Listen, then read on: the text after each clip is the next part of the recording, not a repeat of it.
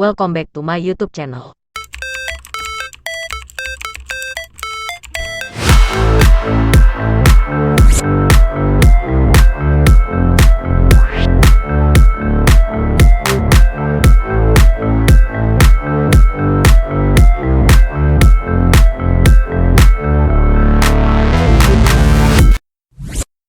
Support channel dengan subscribe yuk, terima kasih.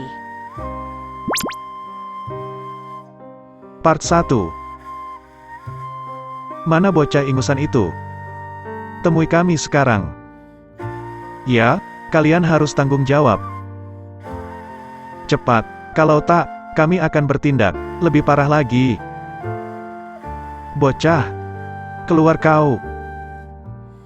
Rombongan dari sebuah dusun menyerbu salah satu villa pribadi. Mereka mengguncang-guncang pagar dengan brutal dan meneriakkan kata-kata makian.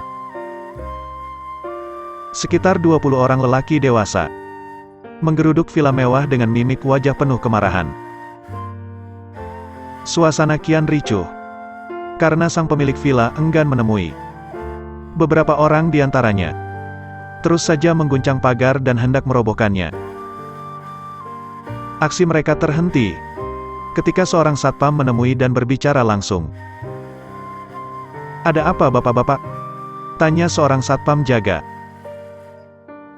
"Kami mau bicara dengan pemilik villa ini," teriak salah seorang rombongan yang saat itu sudah tersulut emosi. Sebentar, satpam itu mengangkat kedua tangan, coba menghentikan keriuhan yang terus membahana. Namun, semua orang seakan tak ambil peduli. Mereka terus bersuara dengan kalimat-kalimat yang saling bersahutan. "Maaf bapak-bapak. Sekali lagi saya mohon maaf." Sang satpam kembali berteriak. "Bisakah tenang sedikit?" pintanya. Suara gaduh terhenti ketika sang kepala dusun mengangkat salah satu tangannya. "Sebenarnya, ada masalah apa pak?" Sang satpam kembali bertanya, dengan mimik wajah yang dibuat sesantai mungkin. Meski rasa takut juga menyelinap dari balik hati. "Bocah ingusan itu sudah membuat aib pada keturunan kami," teriak salah seorang warga. Sang satpam langsung mengarahkan pandangan pada sumber suara, lalu mengangguk paham. "Apa kita bisa berunding dengan lebih baik? Bagaimanapun, saya juga orang sini." Sang satpam coba bernegosiasi. Mendengar hal itu, para warga saling tatap dan coba berunding dengan bahasa mereka.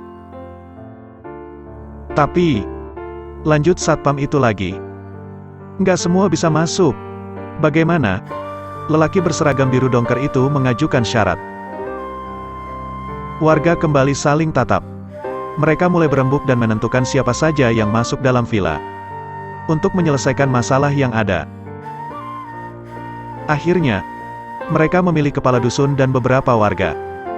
Sementara yang lain akan tetap tinggal di luar pagar untuk berjaga-jaga.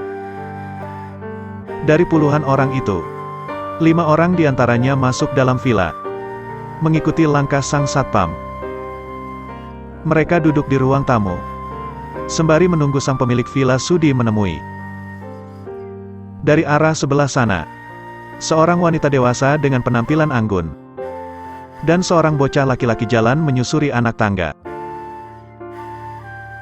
Langkah kaki ibu dan anak itu terus mengarah pada ruang tamu, di mana para warga dusun duduk. Lalu, ibu dan anak itu duduk bersebelahan, menghadap para warga yang sedari tadi sudah menunggu. "Ada yang bisa kami bantu bapak-bapak?" Wanita berparas anggun itu mulai membuka tanya dengan sorot mata yang teduh. "Kami mau menuntut pertanggungjawaban anak ibu," ucap sang kepala dusun. Wanita dewasa itu menyipitkan mata, lalu menoleh ke arah sang anak. Tindakan anak ibu.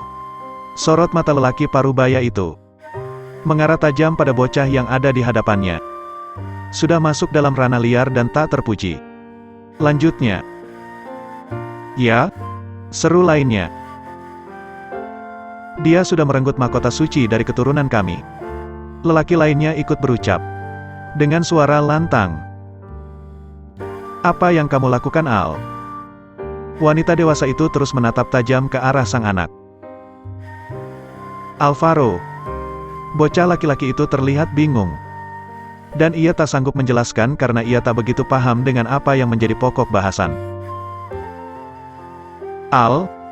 Wanita dewasa itu mulai murka. "Kapan kamu lakukan hal yang tak bermoral itu, Al?" Lanjutnya bertanya dengan bibir yang bergetar. Ekspresi Nyonya Regina yang tegas dan dingin mampu membuat suasana ruang tamu kian tegang. "Al lakuin apa, Ma?" Remaja itu menoleh ke arah sang ibu. "Al nggak tahu." Sorot mata itu beralih dan menyisir keberadaan para warga yang tengah bertamu. Tentu saja, dengan mimik wajah dan sikap yang tak sopan. Bocah lelaki itu, Alvaro Zenith Excel. "Pak Johan," sang kepala dusun, membalas tatapan mata Alvaro dengan ekspresi marah. Tangannya mengepal kuat, dengan barisan gigi yang saling mengerat. "Al?" Nyonya Regina menepuk paha sang anak, sebelum akhirnya mengarahkan sorot mata pada tamu dengan mimik wajah sungkan. "Maaf ya, Pak," ucap Nyonya Regina. "Apa kita bisa membicarakan dengan bijak dan mencari solusi untuk masalah ini?" Lanjutnya bijak. "Solusi apa, Ma?" Alvaro menyela. "Al nggak tahu, sebenarnya Al ini salah apa?" Tanya remaja itu dengan sorot mata yang menyela. "Kamu kenal dia?" Pak Johan menimpali, sembari memperlihatkan sebuah foto. Dalam gambar, terpampang foto anak perempuan, dengan usia sekitar 12 tahun. "Heh?" Alvaro tersenyum nakal. "Cewek itu rupanya." Remaja itu memperlihatkan ekspresi wajahnya yang remeh. "Nah, kamu kenal kan?" Celetukan Pak Johan langsung membuat rasa Nyonya Regina terpojok, dan wanita dewasa itu pun langsung menoleh ke arah sang anak. "Jadi, kamu kenal anak itu?" Tanya Nyonya Regina dengan kelopak mata yang menyipit. "Itu anak kampung yang rese banget, Ma." "Diam, Al." Nyonya Regina langsung membekap mulut sang anak. Lalu, menoleh ke arah para tamu sembari meminta maaf untuk sikap anaknya yang kurang sopan. "Jadi bagaimana, Bu? Kedatangan kami ke sini hanya ingin meminta pertanggungjawaban dari anak Ibu." Pak Johan kembali menggiring pembahasan pada topik inti permasalahan mereka. "Sebenarnya, apa yang sudah anak saya lakukan pada gadis itu, Pak?" Nyonya Regina mengarahkan sorot mata ke arah foto. Meski hanya sekilas, mahkota suci gadis ini terenggut karena sikap jahil anak ibu. Jelas sang kepala dusun. Nyonya Regina tersentak. Wanita itu langsung menoleh ke arah Alvaro dengan perasaan murka yang sengaja ia tahan. "Bukan, Ma."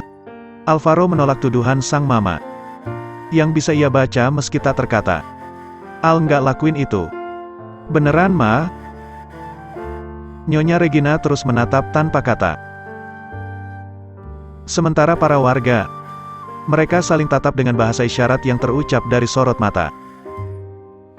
Anggukan demi anggukan menjadi bukti kalau penduduk dusun telah menyerahkan permasalahan yang mereka hadapi pada sang kepala dusun. "Coba kamu ingat-ingat lagi." Pak Johan kembali bersuara. "Kemarin, kamu apakan anak ini?" "Al." Bocah lelaki itu mulai berpikir. "Kemarin, Al cuma tendang sepedanya. Cuma itu doang, Pak. Al nggak pernah kok sentuh bocah itu." Bocah itu mengalihkan pandangan pada objek lain. "Kamu tahu?" Pak Johan kembali berucap. "Karena ulah jahilmu itu, Lova, kesucian gadis ini hilang." "Apa kamu tahu?" tegasnya. "Aku cuma tendang sepedanya aja, Pak. Nggak sampai." "Ah." Alvaro mengusap wajahnya dengan cepat, lalu melempar pandangannya. Selang beberapa menit, Pak Johan mengeluarkan sebuah amplop putih dengan logo positif dengan warna hijau. Kalau kamu tak percaya, ujar Pak Johan lagi. Ini ada surat dari klinik yang menyatakan kalau selaput darah Lova robek. Lelaki parubaya itu meletakkan amplop di atas meja. Nyonya Regina dan Alvaro saling pandang dalam beberapa saat. Sebelum akhirnya wanita dewasa itu mengalihkan pandangan ke arah amplop putih. Apa kamu tahu artinya? Alvaro kembali menoleh. Ketika salah satu dari 5 orang warga yang datang menyela. Seumur hidup, gadis itu akan menanggung aib dari ulah kamu. Adat istiadat kami mengharuskan wanita suci sebelum menikah. Lelaki dewasa itu kembali menerangkan. Alvaro menunduk dengan perasaan yang bercampur aduk. Ada rasa sesal, tapi tak bisa dipungkiri kalau ada sisi hati yang menolak tuduhan. Pasalnya, Alvaro tak melakukan hal rendah pada gadis itu. Jika wanita tak punya tanda suci, maka mereka akan dianggap layu. Tak akan ada lagi pemuda yang melirik, karena mereka dianggap gagal sebagai wanita. Kali ini, Pak Johan yang bicara. Jadi, apa yang harus kami lakukan? Nyonya Regina kembali bersuara. Nikahkan mereka. Nyonya Regina dan Alvaro membulatkan mata ketika sang kepala dusun berucap demikian. Ibu dan anak itu tak sangka kalau ulah jahil Alvaro mendapat sanksi dan tuntutan hukum yang tidak main-main. Pembicaraan berakhir setelah melewati banyak perdebatan, dan rombongan warga pulang setelah Nyonya Regina meminta waktu 2 hari. Serius, Ma? Enggak. Ucapan Alvaro terhenti ketika Nyonya Regina menoleh dengan sorot mata yang tajam. Tak lama, wanita dewasa itu mengambil ponsel, lalu menelpon sang suami. Nyonya Regina menceritakan kasus yang menimpa putra mereka dari awal hingga akhir. Dan Tuan Excel pun memberi restu dan menyerahkan semua permasalahan pada sang istri. Selang beberapa hari, pernikahan adat digelar secara sederhana dan dihadiri oleh penduduk dusun. Hal itu mereka lakukan agar status sang gadis terselamatkan dari noda hitam.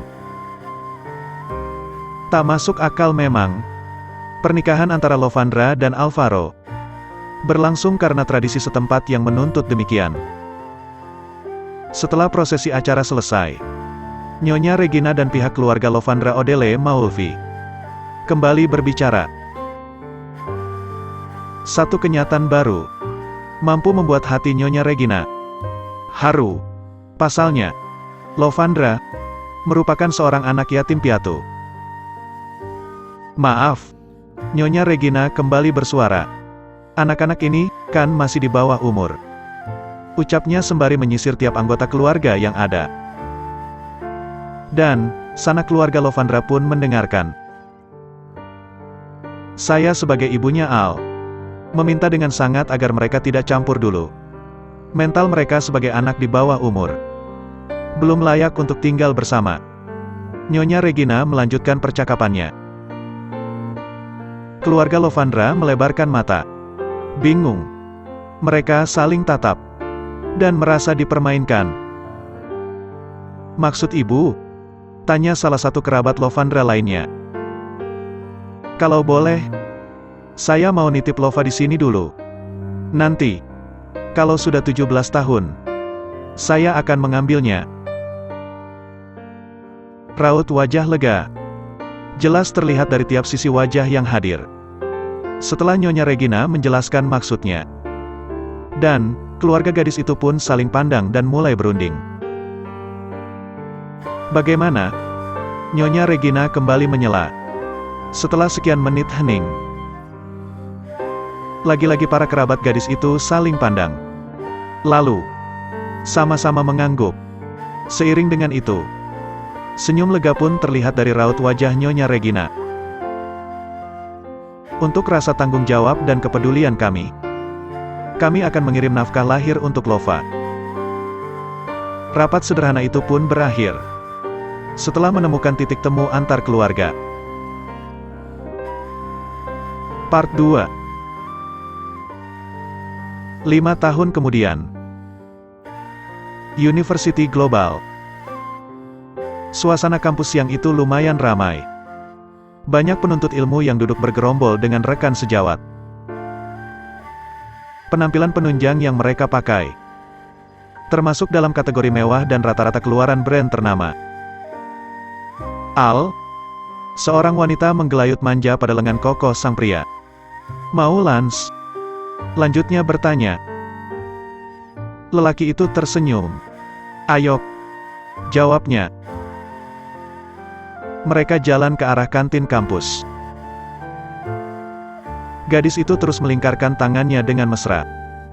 Satu sikap yang menjadi objek pandang dari teman kampus lainnya. Mereka pasangan yang paling populer di kampus. Mereka, Alvaro Zenith Excel dan Belva Kalista. Sang gadis calon dokter. Sedang sang pria merupakan idola kaum wanita. Wajah rupawan yang lelaki itu miliki mampu menyihir kaum hawa.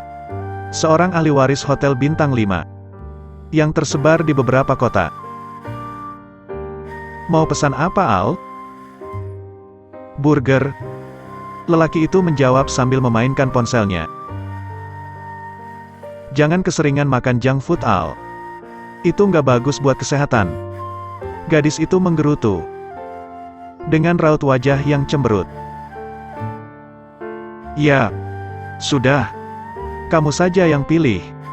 Ucap lelaki itu pasrah. Seorang pelayan datang, lalu menyodorkan menu. Belva Kalista.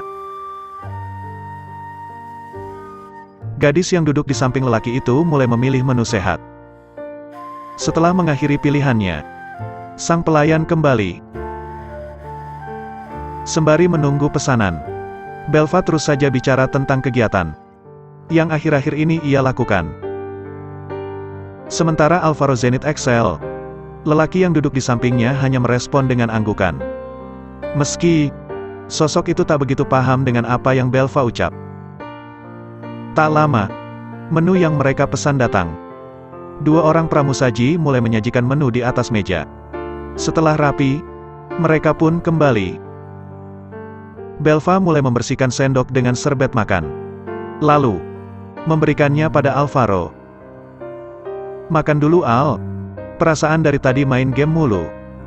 Lirikan tajam mengarah pada lelaki yang duduk di sampingnya.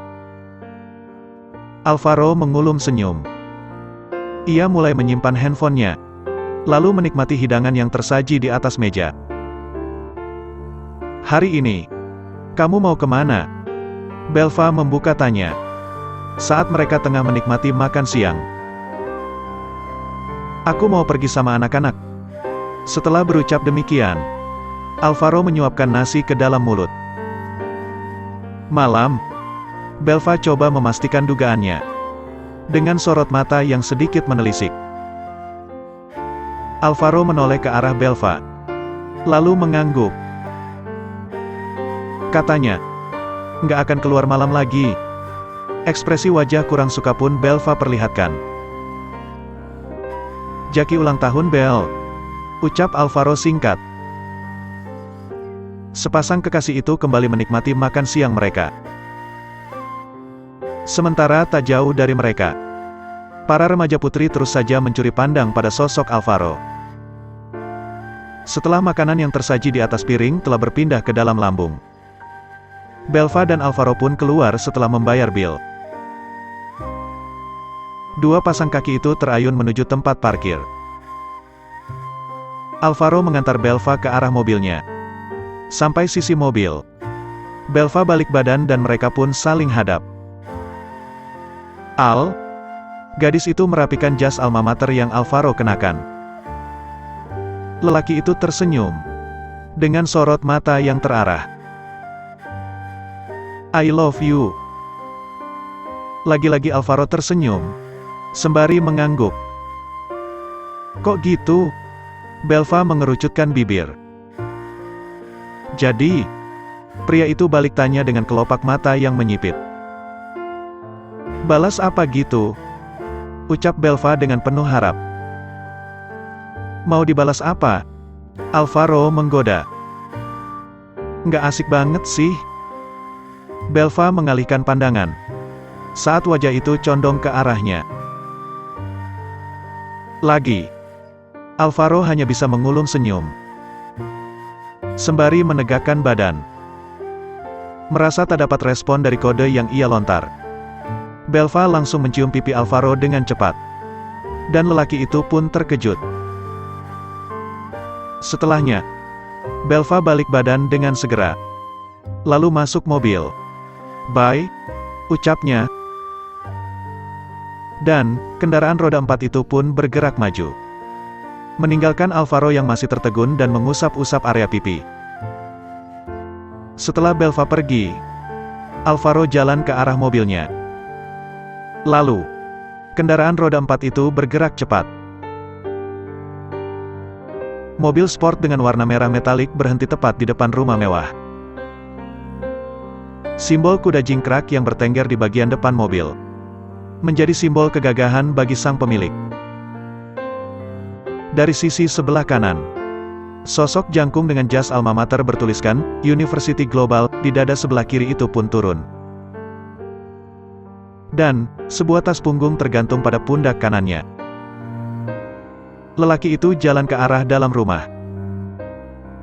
Langkah kaki Alvaro terhenti saat mata beradu pandang pada sosok sang ibu. Tak lama, sorot mata itu beralih pada sosok wanita muda yang duduk di kursi lainnya. Itu, Alvaro sudah datang. Sontak wanita berambut lurus itu menoleh ke arah pintu utama. Setelah Nyonya Regina berbicara, sosok lelaki yang wanita itu lihat masih bias karena pantulan matahari. Alvaro mulai jalan mendekat. Raut wajahnya terlihat sedikit bingung dengan sosok yang baru pertama kali ia lihat. "Siapa dia, Ma?" Alvaro terlihat penasaran dengan wanita yang ia lihat. "Lovandra, istrimu." "What?" Kelopak mata lelaki itu membulat sempurna. Setelah Nyonya Regina bersuara, "Bukannya yang dulu itu hanya permainan kampung, Ma?" Tanyanya kasar. "Mana ada pernikahan yang main-main, Al?" Nyonya Regina menatap tajam ke arah sang anak. Alvaro makin terlihat bingung. Lelaki itu melihat ke arah sang ibu, lalu beralih ke arah Lovandra. Berulang kali sosok itu melakukan hal yang sama. "Lovadah berumur 17 tahun, Al. Jadi, wajar kalau dia sekarang tinggal sama kita. Terutama, tinggal sama kamu, suaminya." Nyonya Regina menjelaskan status mereka. "Ma, Al masih muda. Apa kata teman-teman kalau Al sudah punya istri?" "Itu bukan urusan Mama, Al. Dari awal, kamu kan yang buat masalah. Jadi, sekarang, kamu yang harus selesaikan masalah kamu." Nyonya Regina beranjak dari tempat duduknya. "Ma, Mama mau pergi arisan. Bagaimana-bagaimananya? Kamu urus sendiri saja." "Ma," Alvaro kembali berseru. Nyonya Regina tak menghiraukan seruan sang anak. Wanita dewasa itu menoleh ke arah Lovandra, lalu tersenyum ramah. "Mama tinggal dulu ya. Nanti, kamu ikut dia saja." Nyonya Regina menunjuk ke arah anak lelakinya. "Dia itu suamimu. Jadi, malam ini kamu tidur di kamarnya." Lanjutnya menjelaskan. Lovandra mengangguk ragu. "Mama?" Alvaro kembali merengek. Meski rengekan itu tak mendapat respon. Setelah mencium pipi kiri dan kanan Lovandra, Nyonya Regina pun pergi. "Ma!" Alvaro kembali berteriak. Namun, Nyonya Regina hanya melambaikan tangan sebagai tanda tak mau peduli. Wanita dewasa itu terus saja mengayunkan langkah, pergi ke arah luar. Suasana hening. Lovandra tetap duduk diam di tempatnya. Sedang Alvaro mulai kebingungan dengan sosok wanita. Yang kata sang ibu, istrinya. Lelaki itu mulai menelisik sikap dan perawakan Lovandra yang terus saja menunduk. Tak berselang lama, napas kasar pun terembus dengan kesalnya. Alvaro jalan ke arah sofa, lalu membanting bokong secara kasar.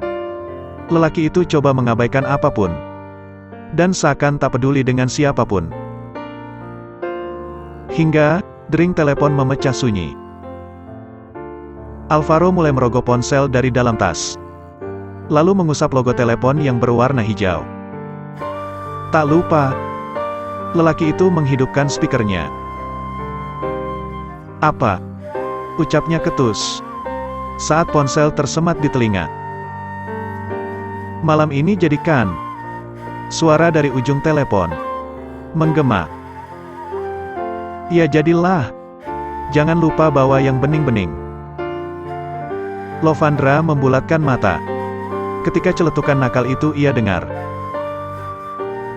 "Siap. Gue tunggu jam 10 malam ya." Suara dari ujung telepon kembali terdengar. "Sip." Setelah menyimpan ponsel ke dalam tas, Alvaro kembali melirik lagi ke arah Lovandra. "Kenapa lo?" lelaki itu mengucap tanya. Karena Lovandra menajamkan mata. "Tidak." Lovandra menggeleng, lalu mengalihkan pandangan pada objek lain. Satu aksi yang membuat Alvaro tersenyum sinis. Ada rasa senang di balik arti senyumnya itu. Tak lama, lelaki itu berdiri, lalu jalan meninggalkan Lovandra. Sampai depan pintu, Alvaro kaget karena wanita itu sudah berdiri di sampingnya. "Mau apa lo?" tanyanya sinis. "Kata mama."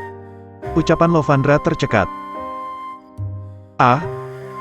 Pria itu mengeluh kasar sambil meremas rambutnya dengan kasar.